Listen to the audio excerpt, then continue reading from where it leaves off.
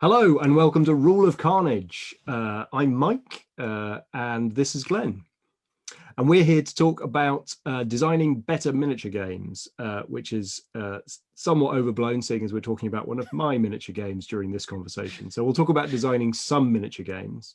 Yeah. In the last episode of this YouTube channel, or if you were listening a minute ago, just a minute ago on the podcast that you can listen to, we were talking about Billion Suns and just digging into some of the sort of origins of some of the elements of A Billion Suns, which we're kind of quite proud of, and getting into some of the details of how they got developed and where they came from and how they got there. So yeah, we talked about a few different areas from the combat system and the faction design system last time. Glenn, where are we going next? Well, I suppose the thing that you might call the elephant in the room for A Billion Suns is the multiple tables, and it's definitely something I think that I think is very exciting and thrilling within the game, and it is definitely one of those things that hopefully excites people, grabs people when you talk about it. Now, before we start talking about what it ended up being, I want to take a second to talk about some of the early ideas tables, because one of the first things I remember you coming and talking about was that you wanted a game. One of the first things you wanted a game that made sense on a circular table, on a table that wasn't so that didn't have edges to it. And I also remember one of the ideas that ended up getting dropped, and I don't know exactly why it ended up getting dropped, was this idea that tables were going to loop, that you could fly off one side of a table and then go whoop and back round, and you'd come back in on the other side of the table. That specific idea was John Brindley came up with that idea, and we were playing on a big black sheet of a table at the game club in London, and he just sort of, I mean, clearly we were thinking about asteroids at the time, and he just sort of suggested, how can we make it, should we just try that? And so we tried it and we played it a bit, and it was sort of funny, but I always forgot that I could loop round, and he would surprise me by looping round. And I thought, oh, that's interesting, the fact that you have to keep an eye on behind, that's really intriguing. But it turned out that the rules for looping round from one side to another, which are extremely easy to write or extremely easy to understand in Asteroids, the video game, turned out to be a bit of a pest to write, particularly because it matters whether the table is square or oblong or circular. And then I sat there with a piece of paper scratching my head because it felt like something was wrong. And I realized that because you could loop round the table, every point on the table was significantly closer to every other point on the table, because there were always two routes to get there, and one of them was normally shorter, if you can see what I mean. And so I sat there with a bunch of drawing a bunch of diagrams and realizing that the game had gotten a lot smaller and less interesting because of the thing looping around, and that although it was conceptually mad and brilliant and exciting, actually it didn't work, and there was something fundamentally broken about it, that once you'd wrapped your head around it, it was just like playing on a normal table except slightly worse, which really disappointed me. And I think that's probably where that conversation kind of picked up. I mean, it's interesting that one of the things about the looping table that worked was the fact that someone could blindside you by coming around the other side, and that's something that I think that the spirit of that probably is in there with jump hopping within A Billion Suns now. So again, for people who haven't yet picked up their copy of A Billion Suns, A Billion Suns takes place on more than one table. I mean, it doesn't have to physically be more than one table. You can just put a line down the middle of your table, or move apart the mats that you were going to play on a little bit. But fundamentally, it requires you to designate more than one playing area and say, okay, this is system XB42, and that system 3397, and that system's got asteroids on it, and and that one's got a space station, and then you place jump points, and you can jump from one table to another. So you can commit forces to one table to get a certain job done. And then there's the surprise element that comes in. There is a thing called jump hopping, where you've got a jump point on two tables, you can just pop a force from one table to the other, boying out and surprise the other person. So one of the sources that I always say that to people talking about A Billion Suns is that where Gaslands gives you that childish thrill of pushing Hot Wheels around a table, but gives you grown-up rules for it. The multiple table things in A Billion Suns, to me, was always that childhood thing of saying, okay, that table over there is my base, that's Alpha Centauri, and that shelf there is your base, and that's the solar system, and the poof is the Beetlejuice, and that's where we're going to sort of fight out the actual battle. How do you remember the origin of the idea of playing on multiple tables coming up, and why wasn't it an insane thing to do? So the origin I remember quite clearly. The game had jump points. I'd already discarded quite early on the idea of deployment zones, and that was actually just a simple iteration from spawn points in Gaslands. I'd been really happy with the way that spawn points worked, which they didn't really feature in the first Blue Book, but they were a part of the refueled rewrite, and they were in all the new scenarios. And having put a couple of jump points down and jumped a couple of ships in, you said, wait a minute, if I could put a jump point down here or over here, why can't I put one over there? And you reached over to a random part of I can't remember, I think we might have been in my workshop, and sort of looked at each other, and you started making an argument for, no, wait, the game should be on multiple tables, it will be brilliant. And I was sort of baffled and taken aback. And I seem to remember that we I can't remember whether we played it immediately. I just went away and chewed on it and wrote the rules back in, because it turned out to be pretty easy to write.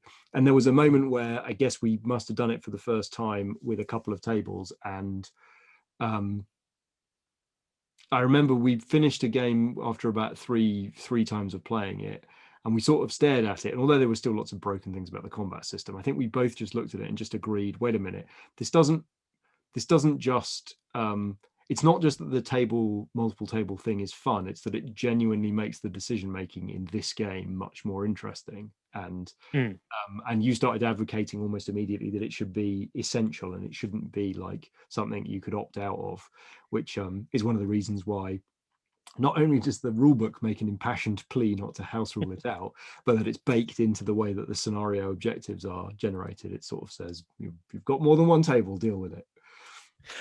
Well, I think for me the biggest reason that it isn't just an odd gimmick is it really quickly and neatly solved the multiplayer problem that the game was having early on. You're always quite insistent that games should, if at all possible, be able to support player counts other than 2. I think, which I think is they totally should. There's no sane reason to lock in at 2 players. And I will say to anybody thinking of writing their own system, even if you write it to be playable by 2 players, someone's going to play it with 3 and someone's going to play it with 4. So you may as well write the rules for it, because otherwise you'll just give some people a horrible playing experience. Because I've played games that were written to be played with 2 players or 3 players and had horrible experiences with them. And what the multiple table system did was it killed the piggy in the middle issue that you can have with 3 players. Because when you had everyone trapped on one table, particularly in A Billion Suns, because in A Billion Suns you choose your investment level, what happens if there's 2 players is one person can go high and the other person can undercut them and go, okay, you've deployed a Star Destroyer, but now you need to pick up 90% of the profit that's out here. So if I just slip in with my little Han Solo and pick up 11%, I've now won. You overcommitted. And so two players, one can undercut and one can over. With three players all trapped on the same table, somebody ended up being caught in the middle where they were still being undercut by that guy and being obliterated by that guy. Once there were multiple tables, that didn't happen anymore, because I can undercut you on that table and I can outbid you on that table, and you can undercut him on that table, and the three-dimensionality of it meant that there was no more 3 people or 4 people trapped on one table having to purely react to the ends of the string. That's good. I'd forgotten how we fixed that, because that was a really stinky bit in the middle of the playtesting where it really wasn't very nice to be the. Well, it was funny because I'd forgotten that was how, because you spread the problem out, and it's not exactly a fix, but it alleviates the problem enough for it to not really be a big deal anymore. Well, it meant that there was, because there's although you're unlimited in how big ships you can deploy and how much you choose to invest in Billion Suns, you are resource limited on your jump points and your utility ships. And by having the multiple tables, you came to a point quite quickly where you couldn't overcommit to everything. If you were an overcommitting player, you had to pick your table, and you had to sort of work out that table. And so it simply meant that whole sort of ecosystem just allowed a player who was previously always, because it's funny, in our playtesting group, my natural inclination is to undercut, go in with the absolute bare minimum necessary to do the job that wants to be done. One of our other regular playtesters, their natural inclination, before, Glenn is very fiscally wise. One of our regular playtesters always wanted to go in as big as they possibly could, obliterate everything else on the table, and take absolutely all the points. And there was one person who kept getting sort of just smushed in the middle and having a really harsh experience because of that. And as soon as you had those multiple tables, yeah, sorry, Phil. Yeah, as soon as you had those multiple tables, you suddenly found the overcommitting player sort of, oh, okay, I'm going to overcommit here, but I'm going to have to at least compete here, and I'll compete there by now undercutting. And whereas I was going with the bare minimum, that guy's now just trying to pull 1 or 2 points off of me just to make sure that my bare minimum isn't enough. And suddenly the third player can go, okay, there's space for me now. I can be the overcommitter on that table, or I can be the undercutter on that table. And it was just it fixed so many thorny, nasty little problems. And it's cool, isn't it? Yeah, it's just a cool thing. I actually can't believe it worked. Like the moment that we realized that it was just like solidly better to do it was just a magical moment, because it was going to be a gimmick. It was going to be cool, regardless of whether it could make the game a little bit worse and it would still have benefited the game, because it's a cool gimmick. Yeah. But the fact that it just made the game so much better is just, I still don't understand how that works. It's a magical piece of alchemy. I think the magical thing about it is that it didn't make anything harder. It was a bit. I think because the game is about jumping in, because you don't come with deployment zones, you don't come with preset forces. The game inherently didn't care whether some of the objectives that you were going for were totally unrelated, like geographically, from the other objectives that you were going for. That's right. And because the game didn't care about that, it inherently made no difference to the game whether you were playing on one table or two, as in difficulty. It actually did, insofar as it made it loads better. So yes, I wanted the game to say, hey, there's stuff everywhere, and you've got to put a jump point over there, and you've got to put a jump point over there.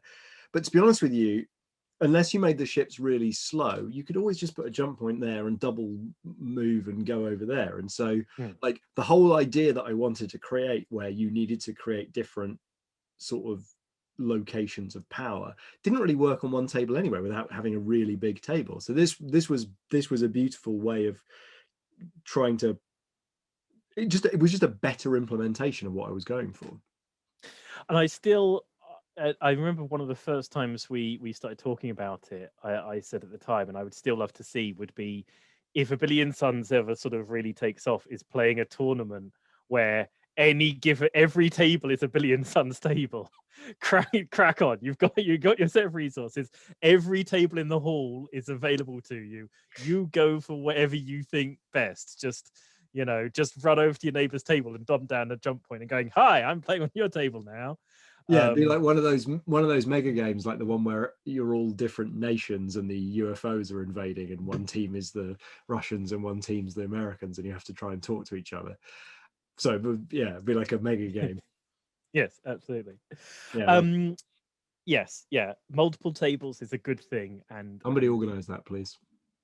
yeah, ideally, if someone's setting up a tournament, please do so. It would be great fun. Right, the scenario system in A Billion Suns. The fact that A Billion Suns I'm going to say A Billion Suns only has scenarios as a play system.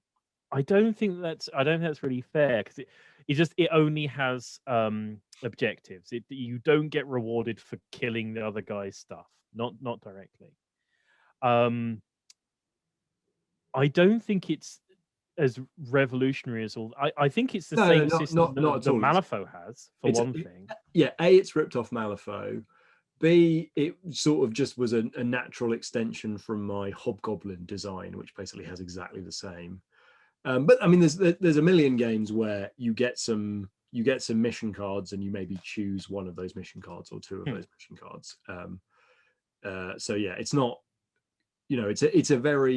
it's quite a modern way of setting up a war game. Like well, also, lots of GW games have it as well these days, where like draw a couple of open war cards and you position it. I mean, also, and I was always keen on it for this reason, and I think you sort of voiced it at one point, where I don't remember the bit in any major sci-fi movie where two fleets just turn up in the middle of empty space and batter seven bells out of each other for no particular discernible reason. Space is pretty big, and if everyone's going to turn up at a single place in space, there's generally a good reason for them turning up there. And it's not like with sea battles, it's not like with land battles, it's not like with battles on planet Earth, where you can't go round the other guy. At some point you have to engage him, and you can force people to come to battle. It just doesn't make any sense to just line up. Yeah, I can't remember in what order these things fell together, but like the idea that you're battling over quite specific things that are in space, like asteroids and space stations, and then the idea that you're a sort of corporate, the idea that there's a sort of mega capitalism that you're part of, and that you're a corporate fleet rather than a military one. And then like the creation of the contracts with their sort of industrial flavor. I can't remember in what order those things emerged, but they certainly locked together to create like something that was quite easy to generate lots of potential mission cards that were like, okay, we're going to run over here and do some mining, we're going to run over here and save somebody, we're going to run over here and I think that the idea of doing scenarios in this game, it just never really, like I just sort of knew it wasn't a scenario game, because I was trying to write something that you can see in almost all of the other parts of the game, that the game is sort of, it's trying to create some procedures for doing, like the way that you deploy ships is incredibly procedural. Like everything's emergent, everything's like not set up before you get to the table. And so the idea of having like, there's a space castle and one of you is the space attackers and the other ones are the space defenders, like it just doesn't make any sense for this game. So it never even occurred to me to try and write scenarios for it, which is weird, because actually when I started to write the solo stuff, I was suddenly shocked, because I was like, oh wow, scenarios work brilliantly for this game. It's just that, and that's just because scenarios are good. Like war games do well with scenarios, and it never occurred to me to write for them for this game, because it just didn't lock in with what my imagining of the the mechanism for storytelling being so emergent. Mm. Well, I mean, I always remember one of your touchstones, or one of the things you quoted was it being like some of the sandbox space, get like Frontier, Elite, and Eve Online and games like that. And I do think that the objective system of the game, it gives you that opportunity to say, okay, well, today you're essentially a space miner. That's what you're doing today. You're going out and you're mining asteroids, and you're picking up some space ore and you're dragging it back. And then tomorrow you're Captain Wonderful saving scientists from a burning space station and taking them back to cure this awful disease on this planet. It's you're multiple different people at multiple different times telling multiple different stories, which I think is... And actually, I somewhat regret not making more of the campaign system. So I'm quite pleased with the sort of escalation system that's in the book. It's quite simple, but it sort of gets the job done, which is you start with only some ship classes, and then you can unlock some more ship classes as well as some upgrades. And I kind of wish, in a way, that I'd written the game with that more at its heart, where it's basically like, hey, you're a scrappy miner and you're going to get to being a corporate overlord, but you know what, it's going to take you 10 games to get there.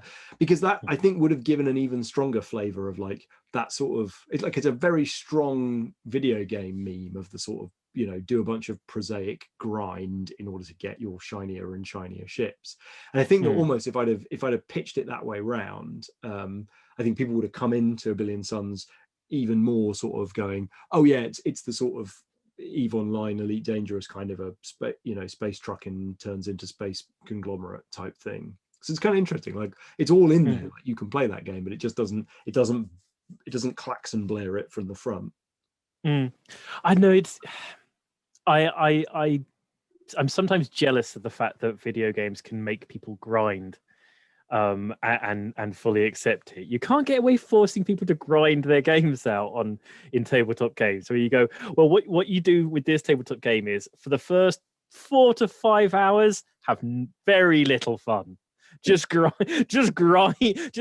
away at it, and then maybe something fun might unlock for you. Possibly not, but maybe. Anyway, it's a constantly sort of fascinating thing that so many video games can force you to do incredibly repetitive, dull tasks, and because we both tried writing games where you have those kinds of progression systems, and it feels like it should work, and then you put it down on the table and you're just like, I don't want to play this.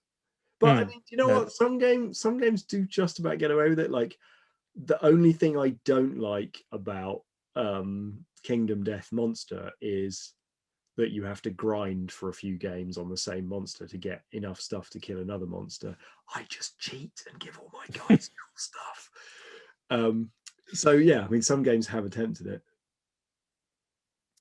I mean, I don't. You can decide not to sort of comment too strongly on this, but there's been a reaction to the fact that you can't just line up two fleets and batter each other when A Billion Suns came out. Do you want to comment? I mean, explain yourself. No, I mean, okay, so so there's quite a specific answer to this. So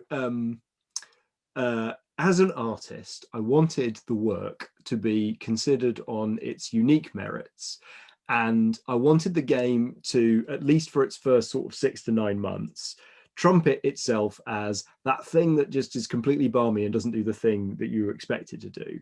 And then I will come in later and give people the much more straight down the middle, kick each other's shins until they're red and bruised. And that I hope that sequencing of events will lead to a stronger sort of understanding of this game as being a really interesting new kind of game, which, by the way, you can also play an old style with, rather than being, it's a pretty normal spaceship game which has this batshit mode that nobody bothers playing because it's just really weird, and why would you? And so that's why I've done what I've done. It's really quite specific. No, absolutely, and I think that again there was a point in development where you got points for blowing up other people's ships, Mm, and it's something that I often sort of that hopefully we might talk about later on, and it's when you let people double dip during the game, where if it's something that they're going to do anyway, don't pay them for doing it. It's one of the reasons I think, just apropos nothing, why in Gaslands Rutherford doesn't get votes for killing people, because of course you want to blow people up anyway. What's the point in giving you votes for blowing people up? You've got to get votes for doing something that you wouldn't be doing normally. yeah, Um, yeah, exactly. so it's sort of you're talking a little bit You there. see that, sorry, you see that a lot in, that's a lesson that I actually learned from Fantasy Flight card games. So games Mhm. like Netrunner, where your character has an ability which synergizes with the rest of your cards in your deck. Like the most broken cards in a game like Netrunner are always the ones that give you a regular repeated reward for something that you were obviously going to do anyway. It's like Mm. that investigator in Arkham Horror that like gives you a bonus every time you successfully investigate, and going to be investigating all game. Like that's never going to be Yes. bad. That's never going to be a bad advantage. Yeah. I think Large that, picture of Rex Murphy. yeah, exactly, exactly. Yeah. Yeah. Every time you investigate, get rewarded. Well, that's basically every time I breathe. Yeah. So I mean, Rutherford's entire thing is get guns, kill people. So if you're getting rewards for killing people and you were going to do it anyway, then yeah, then Yeah. you get. And so the thing with the thing with the double the thing with the so lots of people suggest this on the Facebook group. So when they say, this doesn't really do combat, I wonder how you would do combat. Well, I bet if you just got some money back for either keeping your ships alive or for blowing up other people's ships. And I've chimed in a couple of times, but I don't want to get in people's way of having fun, Mm. because if you treat it correctly, you will, for a couple of games you'll have a good time, as we did, and then you will discover Mm. that there are serious structural flaws with this.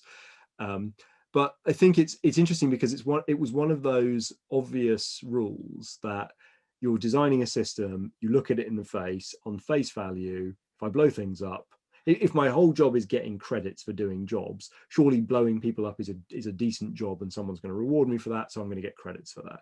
And what was totally unexpected was the depth of mental overhead that introduced, because you started the game and you knew that there was roughly this many points on the table, and as people spent their points to buy ships, you knew that roughly they had about that much capacity to get those points. And what happened when ships gave you points was that every time somebody put a new ship on the table, the scales shifted, the total economy changed, and you were like, oh my goodness, all of the percentage ratios that I just sort of mentally sketched out for myself have all changed. Maybe I can afford something bigger, but then if I bring something bigger, then he'll be able to buy in more, and it like just Mm. like this is Mm. hideous.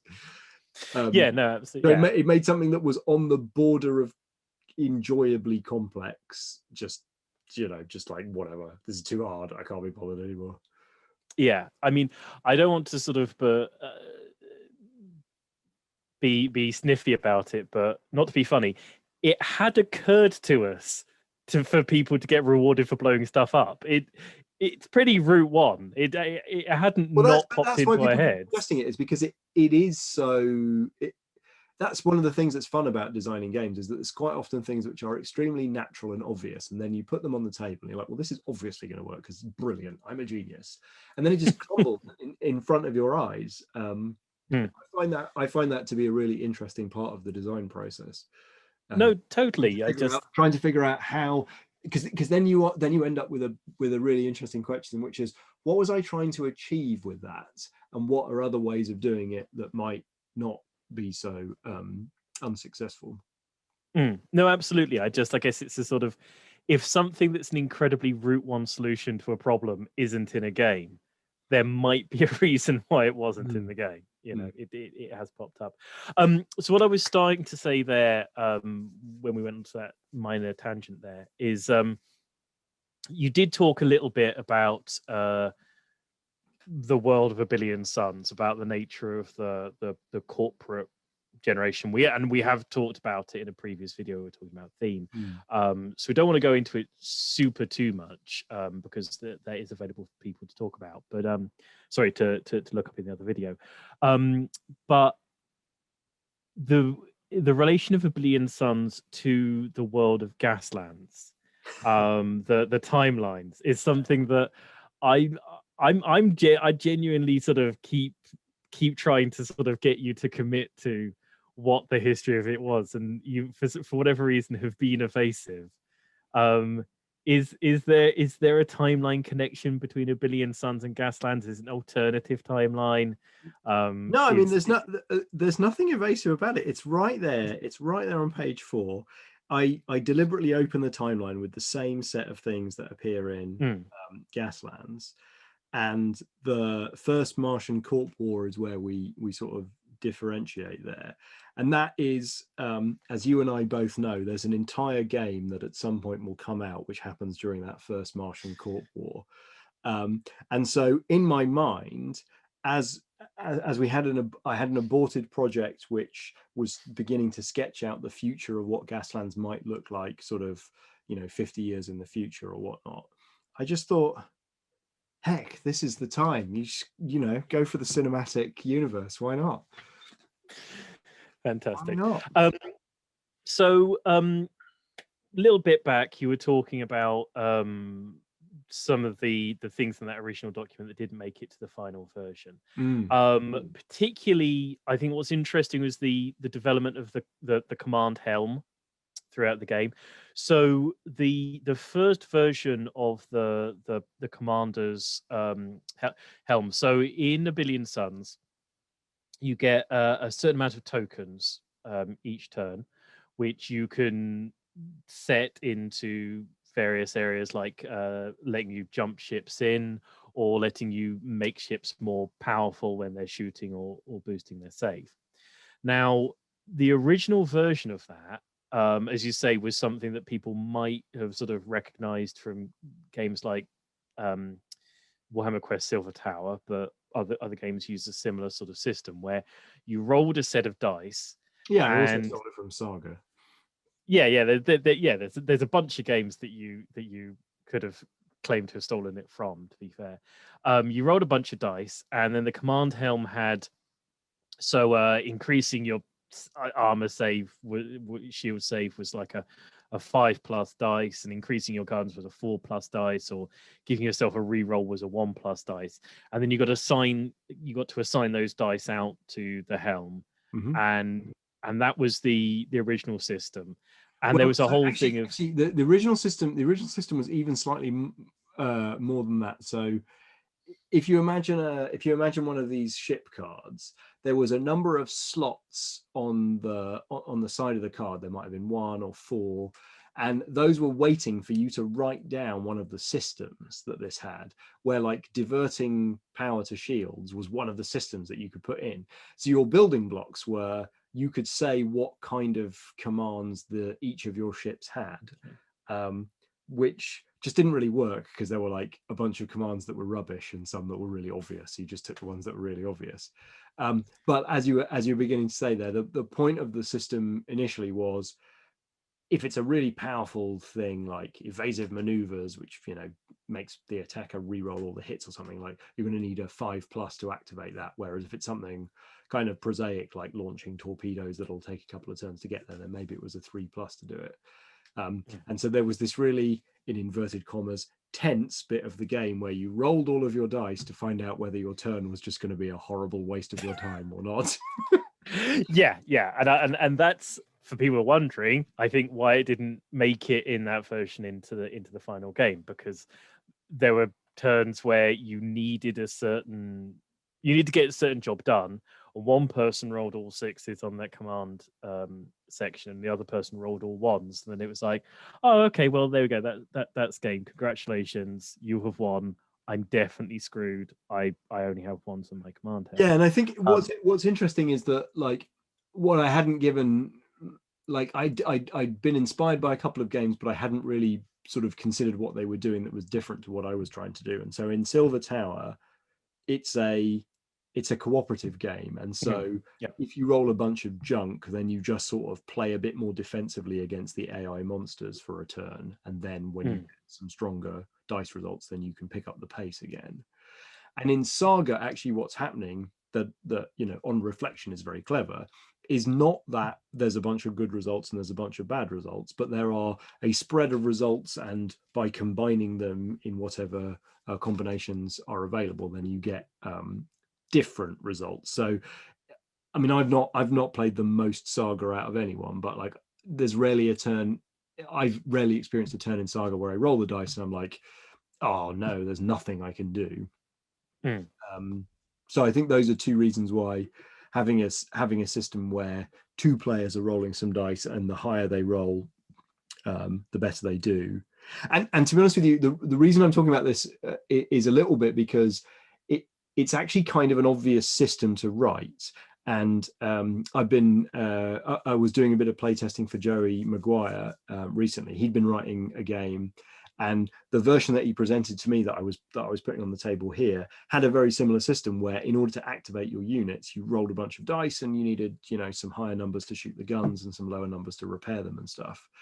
And after sort of reading it on paper and then putting it on the table, I was like, yeah, actually, I know what the problems are here that you're going to find in a minute, because it's actually kind of a sensible looking system to write. But yeah, what happens when one person rolls a fistful of sixes and the other person rolls a fistful of ones? Because it will happen fairly regularly. Yeah.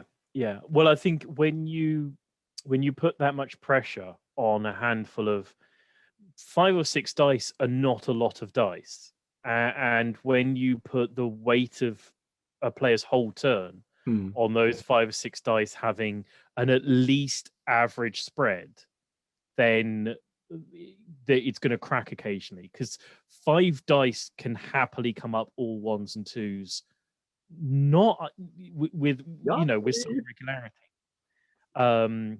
Whereas, yeah, in order to sort of, if someone's whole turn is going to be based on it, you need to be chucking an absolute bucket of dice. And I think the solution in the A Billion Suns ended up using, where they're simply their tokens. And so this is kind of what I first loved about Malifaux, is that in Malifaux you draw your hand of cards at the start of a turn, and it means that if there's one thing you need to get done in that turn, you know that you'll be able to do it, because you've got a certain number of moments that you can slot in if things go wrong for you. You can pre-plan to some degree, and you might get luckier, but you can always work on one idea. And in A Billion Suns, because they're set tokens and you get a set number of tokens and they can be assigned to set slots, you can go, okay, I might not be able to do that and I might not be able to do that, but I will make sure that this job gets done, because I can dump the tokens on it and I can override the probability, and provided I'm threading the right needle, I can make sure that I get there to it. And I personally find that a lot more satisfying. I think that also, just to mention, switching from dice to tokens also solved a really spicy problem that was in the game right at the beginning and made it into playtesting, which is you roll your dice and then you assign them in secret. And there was just a question all the time, even from you and me, but like in the playtesting as well. It's like, if I roll these dice in secret and then I position them in secret and then I reveal, like, who knows what I rolled? Like, it's just a huge vector for cheating. And this just took that away, because there was no like, oh, I just nudged my 3 into a 4 as I was moving them around. So it just made for a better, cleaner and experience. Yes, yeah, and it removed good luck and bad luck, and it also removed wondering whether, when the person rolled all 5s and 6s, if they really rolled all 5s and 6s, and it removed the nasty little temptation, because there's always that thing where you needed 1 3 out of 6 dice and you rolled all 1s and 2s. Would anyone really judge you if one of those 2s became a 3? Really? Deep down? This is how I play solitaire games. Roll a bunch of junk. Well, that's not what I rolled. Try again. Yeah, no, I mean, I played to the point where I need 1 3 out of 6 dice, and now I'm gonna lose because I didn't get it. He doesn't deserve it. It's not right. It's not just that it came out this way. I'm on the side of the angels as I nudge this dice over to the other face. Exactly. Yeah. Um, So yeah, not cleared that up, not cleared up anyone a lot would. of stuff. Yeah, absolutely. So that's yeah, those are some of the elements of A Billion Suns. I wanted to round up by because what I was just about to say there is that I think there are a couple of things I love about A Billion Suns overall. I mean, I love the narratives that it manages to tell. I think it genuinely gives you that option of being like, okay, I'm the blockade runner popping through, and he hasn't seen me coming as I jump across to this other star system and deliver the vital supplies to the planetoid. And it tells you that story or another story or another story every time you put it on the table. And I love that it's a game that rewards you for seeing a long way. It rewards vision in the players because everyone's playing with the same sort of proverbial deck of cards. Everyone's got the same set of ships. It genuinely rewards you for when you've got a full 3 tables out, looking across all 3 of those, seeing the whole of the board, and going, "All right, okay, I can't compete here and I can't compete there, but if I swap that over to there and that through to there and that over to there, and get your clockwork in place, it all clicks out particularly beautifully." And I think it's a very rewarding game when you manage to spot that far off diamond and just pick it out from where it's sitting with exactly the right shot. So that's why I love A Billion Suns and why everyone involved in it is particularly brilliant. Is there if you had to sum up why someone should play A Billion Suns in one sentence, what would you go with? Jumping between multiple tables, surprising your friends and family. It's just absolutely wizard. It's wizard. Brilliant. Well, it's been fantastic. I will sign off here by saying, wherever you found this, there will be a comment section. Please let us know what you think and what you'd like us to talk about in the future. If there are even really specific questions that you have about A Billion Suns, about Gaslands, please, we can talk for literally an hour on any subject. we challenge. we'll talk about almost anything. If it's something you've always wondered playing Gaslands, if it's something you've always wondered about playing A Billion Suns, please, hit us up. 6 sides on those dice. If you're watching this as a video, it is available as a podcast for those long painting sessions. If you're on the podcast, please check out our faces on YouTube. Reach out to us on Twitter or any other social media. But until next time, it's going to be goodbye for now. Ciao, ciao. Bye.